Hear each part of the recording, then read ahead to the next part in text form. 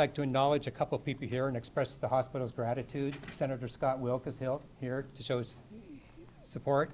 Stephanie English from Supervisor Barger's office is here. So thank you both for being here. It means a lot to us. So what we're going to do today is we have a few speakers to provide you with updates. I'd ask you to hold questions, please, until the very end. And then at the end, you're welcome to ask questions. And I'd like to begin by introducing Dr. Larry Kidd. Dr. Kidd is the Chief Clinical Officer for Henry Mayo Newhall Hospital. Thank you. Afternoon. Welcome to Henry Mayo Newhall Hospital. And on behalf of the hospital, I'd like to first of all thank the first responders and all those individuals that have been responsible initially for bringing victims of the incident to our hospital today, such that we could begin what we prepare for day in and day out throughout the years in order to be prepared for such an occasion. Unfortunately, today was one such occasion. Again, we prepare for these events, but we hope that we're never faced with having to actually experience one of those events. The update, as reported earlier, we actually had 4 students that presented to the hospital. 2 of those individuals succumbed to their injuries. We have 1 individual who was in stable condition, has been treated and released from the hospital. And we have 1 individual who is still under our care and is in critical condition at this time, still receiving treatment as a critical patient in our hospital. I would also like to acknowledge the team that was on site. We had initially a number of trauma surgeons that were available, responded when we received those victims. We had a number of nurses available on receipt of those individuals, as well as we had a number of support team members.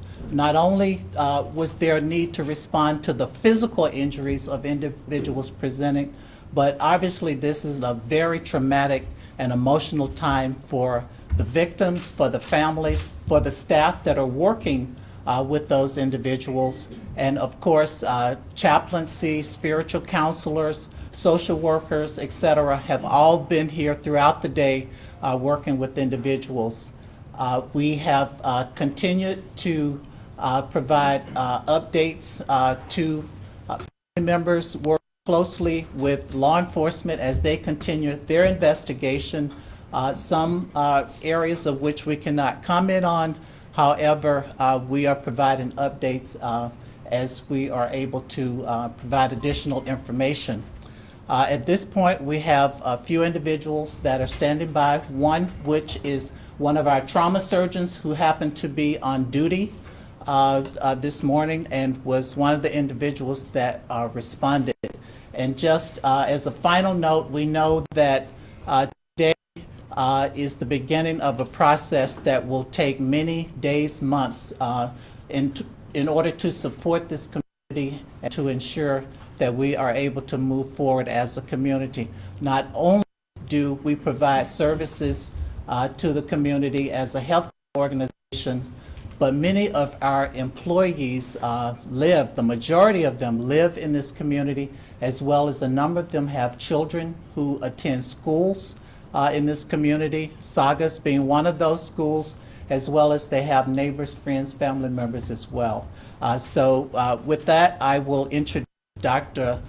Louis Mark Contreras, who is one of our trauma surgeons, and he will make comments related to care of victims of this nature. Thank you. Thank you for coming today. Unfortunately, this is not the type of day as a father, as a trauma surgeon. There are no words to describe the emotions for this. And just to that being said, Dr. Kidd, thank you for your words. Pretty much describe everything that we've experienced today. At around 7:45 to 8 o'clock this morning, the trauma team was activated for a mass shooting at a school shooting. And we received 4 victims. And I will keep this very general. 2 were in extremis and succumbed to their injuries. And 1 has been charge, and that has been mentioned, and one is in critical condition. And that's the extent of the information we'll give on the victims at this point medically. And as far as the trauma program here, and the response has been great.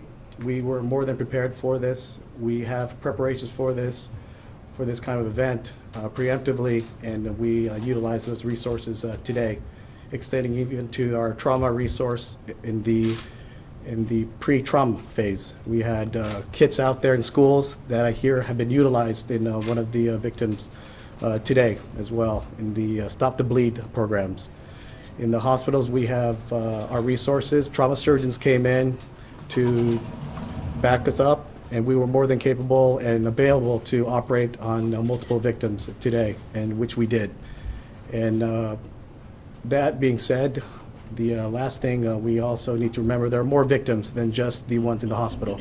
There are families, classmates, and the community, and would like to offer the hospital as a resource for these victims. And as alluded to earlier, the healing begins now and will continue in the next few months and years, unfortunately. That being said, I would like to introduce Deputy Chief Robert Pena. Good afternoon. I would just like to briefly explain what the fire department's role was in this incident. On behalf of Fire Chief Darrell L. Osby, we responded with the LA County Sheriff's Department early this morning and to this active shooter call at the high school. We had approximately 9 paramedic squads, 10 fire engines, 24 ambulances, and other associated units in response, a total of 65 units. The fire department's role was to integrate with the sheriff's department tactical teams in the warm zone and to initiate life-saving intervention measures. Upon that, we triaged, treated, and transported 7 patients, 6 shooting victims and 1 non-shooting related. 1 patient transported by helicopter, and the other 6 by ground transport.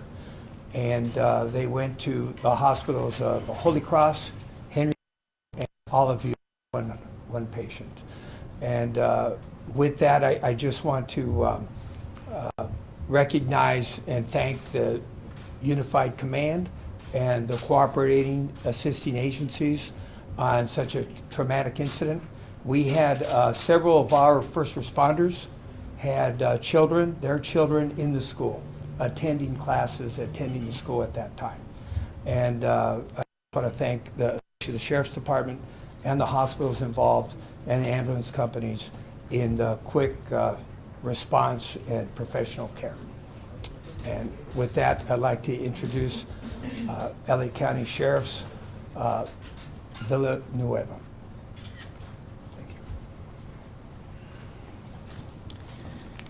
Let me provide you some updated information that we now have clarified and be able to expand on. And as indicated, the off-duty personnel who have family in the school were in effect the first responders on scene. And I will identify 3 of them. Detective Daniel Finn, Santa Clarita Sheriff Station Detective Bureau. He had just dropped off a family member at the school and was driving away from the school along the perimeter when he saw all the children running away from the sound of the gunfire. And he turned around and became the very first person on scene. He was accompanied by Officer Sean Yanez from Inglewood Police Department, and then Officer Gus Ramirez from LAPD. So the 3 of them were the very first on scene. They entered the school literally within seconds of the shooting. They were followed within a minute by uniformed personnel from Santa Clarita Sheriff Station. At approximately 7:41 a.m., they were on scene inside the quad area where the shooting took place. And as indicated earlier, there was trauma kits available at the school for mass casualties. They were deployed by these personnel. Then Deputy James Callahan, who's a Santa Clarita school resource deputy assigned to the school, was there moments later, and he assisted in this process. So This is it's a tragedy every way you look at it, but there's a silver lining behind this, is the fact that off-duty first responders were there and did not hesitate, turned around and went right into the source of the gunfire to attempt to neutralize it. And they render first aid immediately. As soon as they discovered the 6 victims, they saw the handgun was there, they realized there was not a pending threat immediately, and they tended to the care of all of the victims and got the first aid rolling. So their actions definitely saved lives, and my hat's off to them. And it's an important message for everyone who's listening to this, and you're concerned you have your children. I have my grandchildren of that same age in school. We always wonder what's going to happen, how do we keep our kids safe? But it's good to know that there's men and women out there as first responders and law enforcement and fire departments that are going to go to the source of the danger. They're going to put themselves in harm's way, and they're going to definitely take care of business. So that is a good it's a good message. Let people know that we can handle these. As tragic as these events are, we're definitely, now we're in the recovery phase. We're just initiating the investigative process. So I'm going to turn it over now to Captain Ken Wegner, Homicide Bureau. Thank you, Sheriff. I just want to briefly update you on the investigation as it takes place today. Investigators are proceeding with the interview process of the victims and the witnesses that were identified from the school. However, we also realize that there are those that left the scene as soon as possible, maybe picked up by parents and went directly home. If there is anyone out there that has information that was a witness, that has information either from today or historical information about the circumstances leading up to this shooting, I encourage them to call Sheriff's Homicide Bureau at area code 323-890-5500. We will take your name and information, and we will have Sheriff's investigators respond to your location to interview you about the information that you have. I spoke earlier about a search warrant that was pending at the 22900 block of Sycamore Creek Drive in Santa Clarita. I can report that that search warrant has been signed and has been served, and investigators are processing what we believe to be the suspect's residence for any indicia, any evidence related to this incident. I also want to acknowledge, and I believe most of you have reported on this, a posting on the bio of what we believe to be the subject's Instagram account. And I quote, it says underneath his pseudonym, "Saugus, have fun at school tomorrow." I can confirm that that was posted on his account, and I can also confirm that it has been changed since this incident, which means there is somebody else that has access to this account, be it a hacker or be it a friendly who has his password. So that was posted at one point, and we are aware of it, and we are researching the source, when it was placed, and when it was taken down. We have not yet established a motive or a nexus between the subject and his victims, other than to say they were all students at the high school together. At this point, I would like to introduce Paul Delacourt from the FBI.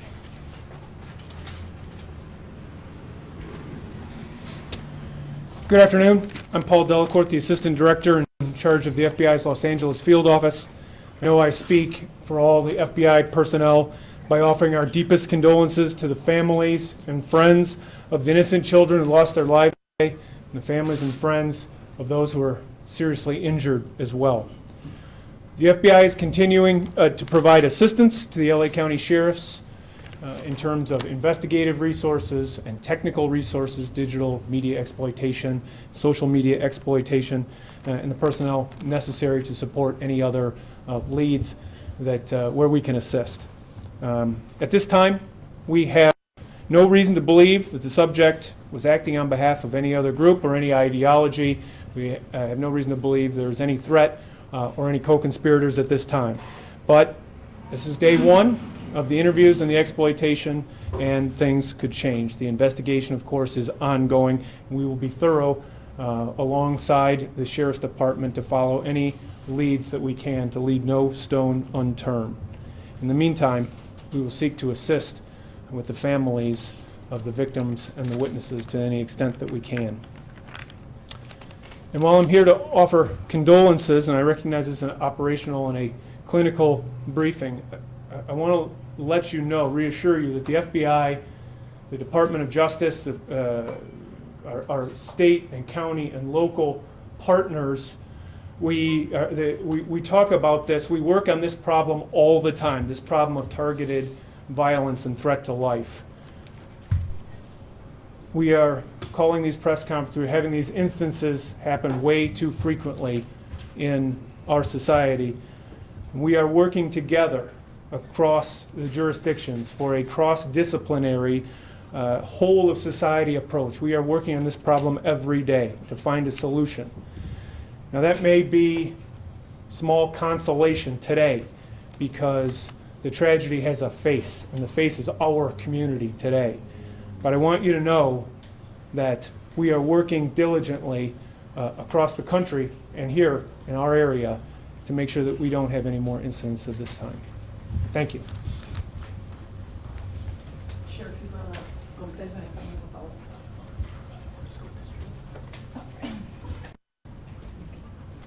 favor. A couple of things I want to add to this. One is for tomorrow, the William S. Hart School District will be closed for class. And that includes, obviously, Saugus High School. And all other school districts will remain open. And there are 5 for the Santa Clarita. En español, para darle más información, estamos procesando la escena del crimen. Son 2 lugares, está en la residencia y está en la escuela. Pero resulta que tres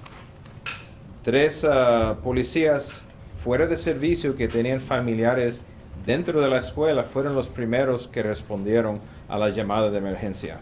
Y llegaron ahí en segundos. Un alguacil de nosotros fue el detective Daniel Finn.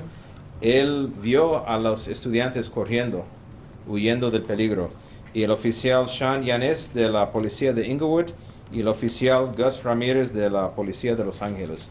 Los 3, no importó el peligro, fueron al sonido, donde estaba el peligro, y encontraron los 6 heridos de balas y ofrecieron primeros auxilios, y llegó una 4ª persona que es el alguacil James Callahan, que él es alguacil designado en la escuela como un recurso para la escuela.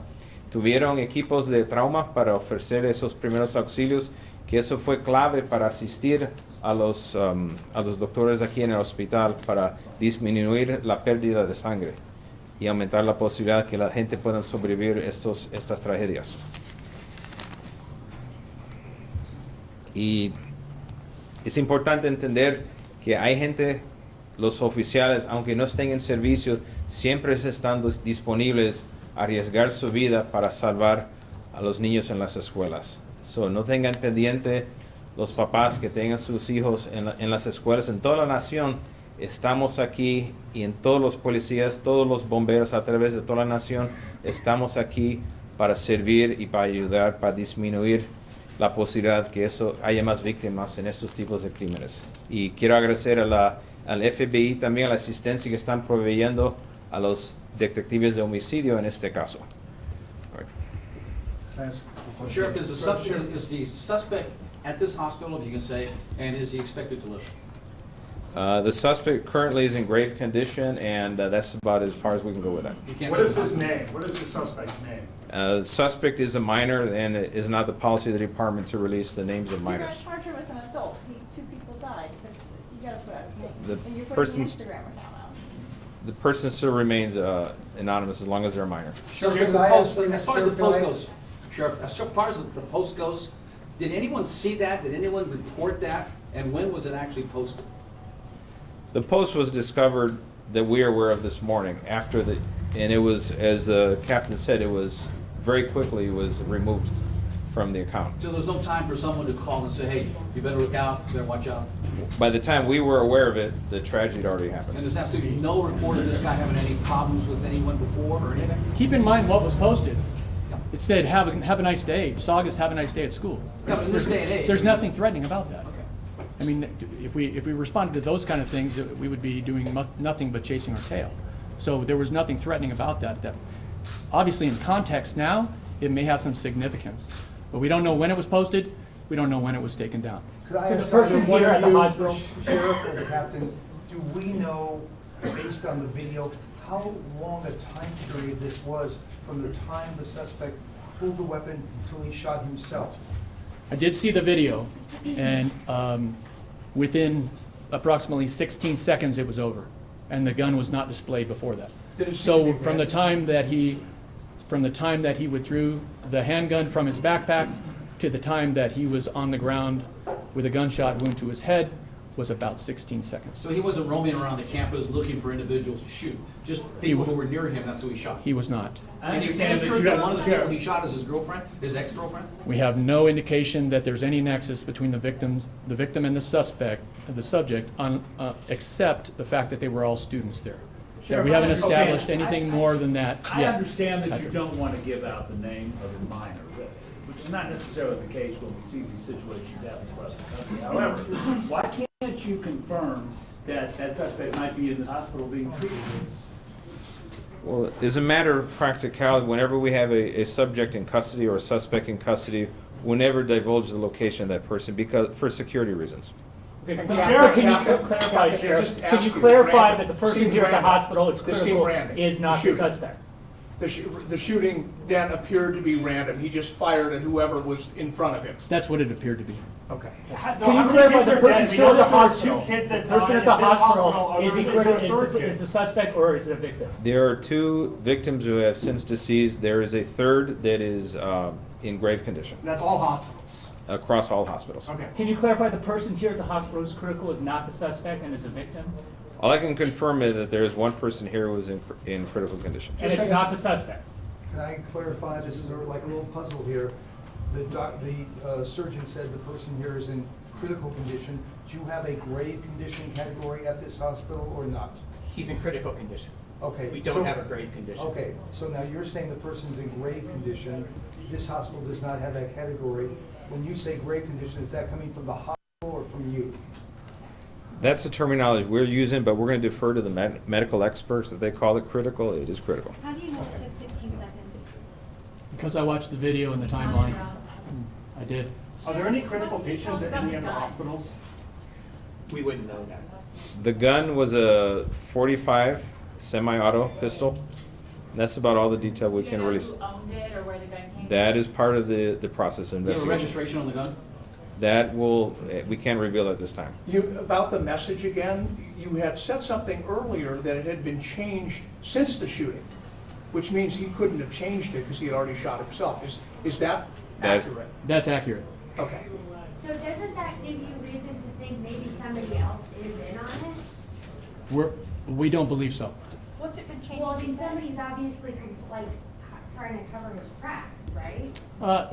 Yes and no. It's hard to say what the motivation is for whoever changed it, whether it's a third party that doesn't know him, hacked his account, whether it's somebody that he gave access to. We don't know. We're looking into it. We're investigating it. What does it say originally and what does it say now? I can't tell you what it says now. All I know that it's changed somewhat. Can you clarify who stopped the gunman? Was the gunman himself or was it one of the officers? The gunman was stopped when he shot himself in the head. And it sounds like, Captain, that you're fairly confident, although you don't know 100%, that the suspect did post that himself last night. I have no idea when he posted it, and I don't know who posted it. Okay. I know it was posted Okay. on an account that we believe was belonging to the subject. So at this time, there's absolutely no clue, anything, what we have today is someone who woke up on his birthday and just randomly went to a school and shot up people. No warning, no nothing, no indication, nothing could have been done to protect anyone from the school. Not at this point. That's accurate. what you're saying. That's accurate, yes. Have authorities been called to his home? Is there a history of child services, county sheriffs going, deputies? So excuse me. We are researching the other agencies. I can tell you that there's nothing notable in the sheriff's database leading to that. Nothing notable. There's no recent calls that would indicate that there was turmoil at that house. How do you respond to the name is Nathaniel Burhow? That's the name that's going around. Can you just shake your head yes or no? It's our policy, we will not discuss the identity of minors, period. And as far as the possible issues before, have you, I assume you've been in contact with local authorities. Are you aware of any issues that have brought law enforcement to his home or involving him in the past, either your agency or any agency? Well, we are the local authorities, Oh, so sorry. our agency has not been there recently. And just to clarify, he did not run from classroom to classroom, go into a choir area, running willy-nilly. He just stayed in that compound area. Is that what you're saying? Yes, he stayed there, he withdrew the gun, he used the firearm until he shot himself and was right there in the quad with the firearm. So to be I'm sorry, folks, clear, folks, you slow have down. patients who are 2 at Holy Cross. Those female patients are okay. You've got 1 that was released from Olive View. You had 4 that were brought here, 2 deceased, a male and a female. 1 released this afternoon. What's left is a person in critical condition, and that person in critical condition, which maybe you call grave condition, that's the only person we know of that is somewhere in a hospital. Can we surmise that that's the suspect? Sheriff, can we? Sheriff, can you do a list of all the people let who went to all him the answer the hospitals, all question. 7 people? Because it's confusing between this hospital and the other hospitals. Just give us a breakdown of those Well, 7 people. the point that we do not release the location of a suspect or a subject who's in custody is for security reasons. But based on this line of questioning from everybody, it doesn't take a mental giant to understand that the person who was here is that. So now we're going to have to double or triple our security measures because of that. But that is the whole point. So we have time for 2 more questions. Have any charges been drawn up? Any charges been drawn up for? No. To stay alive? Can we ask the surgeon, the chief surgeon, the difficulty that you went through today? You're a father, you live in this area. We've talked to surgeons before. This is not an easy, it was probably very difficult for you. Can you describe your emotions? It is a very difficult process for any father, let alone a trauma surgeon as well, especially with the gravity of the children, essentially, and family. And all the trauma surgeons feel the same way. A lot of disconcerted feelings and feelings of why, which we won't be able to answer. And that's usually the feeling that everyone has. Same feelings that you would have or the community has. And our trauma surgeons feel the same way too.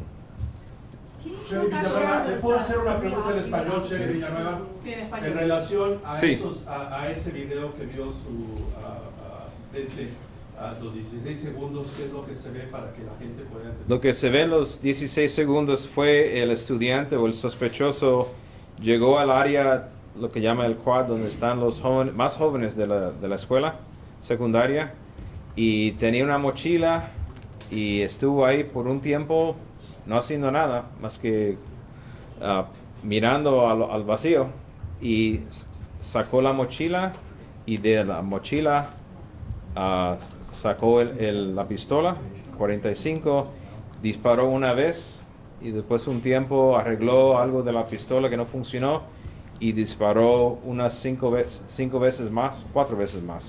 Un total de 5 víctimas y después la última bala lo reservó para su propio uso. Gracias. Ajá. Okay. Actually, so we're actually going to wrap this up now, and I'd like to just thank you all for coming. These people will be here for a while if you'd like to talk to them individually, but thank you very much. Thank you, sir. Pleased to meet you. Thank you guys for all your help. Hopefully not on this occasion again, but thank you for being here. You're not kidding. Thank you, Sheriff. I'm gonna remember that next time I'm on camera with you. You and Hal, remember that. Do you have a list possibly of all the names? I just want to make sure I get all. I'm not sure if we may have Of the that. people who are here? Yeah. Yeah. Do you want me to just write it down? Please, I would really appreciate You did know that they were never. Well, you know what? He literally got a lot of it. Seriously? Yeah, but he did find the suspect. You know which one it is?